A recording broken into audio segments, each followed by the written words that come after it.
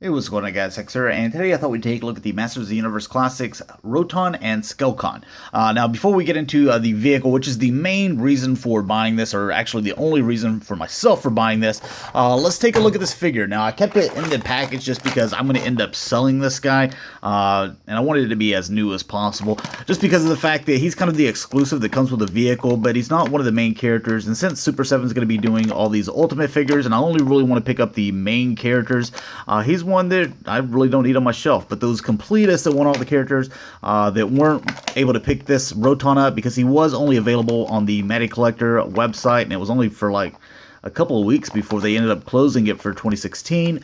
I decided to pick it up, and he came with it, so I'm going to sell this guy off. But I wanted to show off the details of the figure itself, so you can see some nice little details in the mold here on this little outfit that he's wearing. As far as the eyes go, you can see that there's a little bit of brown around the eye socket, and you can see the eye is kind of a yellow. Then the teeth all are white. Then the articulation, it's pretty much same as all the other Master Universe Classic figures. So you got the bicep swivel rotation in the shoulder, you got the elbow joint, you have the rotation here in the wrist, you have the waist articulation, the knee, and the ankle, and the chest more than likely as well. Also comes with a couple of accessories, so you can see that these things look like they're made out of bone and wrapped around, and you can see the metal, so the knife, and then also a pretty nice looking spear here as well. So there's some nice coloring on that. But putting that to the side, getting on to the main reason, or at least the reason why I bought this, because I wanted the vehicles. He also comes with a stand that's very easy to put together, and actually says Masters of the Universe Classics on here. So that can plug into the bottom of him, and it has some rotation, so I'll show that off here in a second. But you get this top, which you can remove. Trapjaw does not come with him, but I wanted to show you a figure in there so you can see that they can fit in there quite nicely.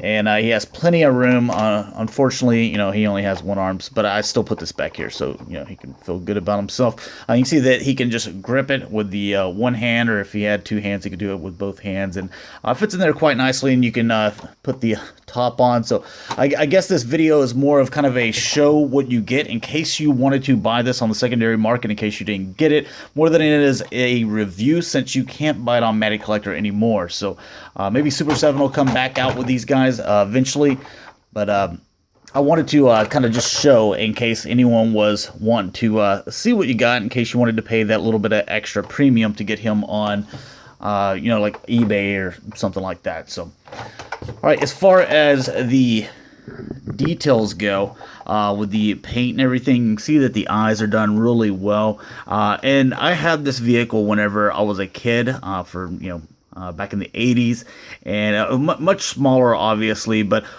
really cool. So all this mold and everything really kind of brings me back. So you got like the horns here and the nostrils and the fangs coming up. Then you can see over here you have a really nice looking paint scheme with the yellow and green, kind of like a snake or something. Like it's like a reptile, scales. Looks really cool. You can see some silver over here. Then you can see some more painted electronics, and same thing going on up top. Same thing over here, and you can see here in the back with the silver and green. Everything looks really good. There's really nothing that's out of green getting onto the black in places that it's not supposed to, or with the blue, the silver, yellow, and red, everything seems to be where it's supposed to be. Then looking back here, you see the mold again with these scales and kind of like these little horns right here. That looks really cool. You can see that you got these spikes as well, and these, you can see some paint. It's kind of like a pinkish red, I guess you could say. Maybe it's just supposed to be red, but it looks kind of pink to me.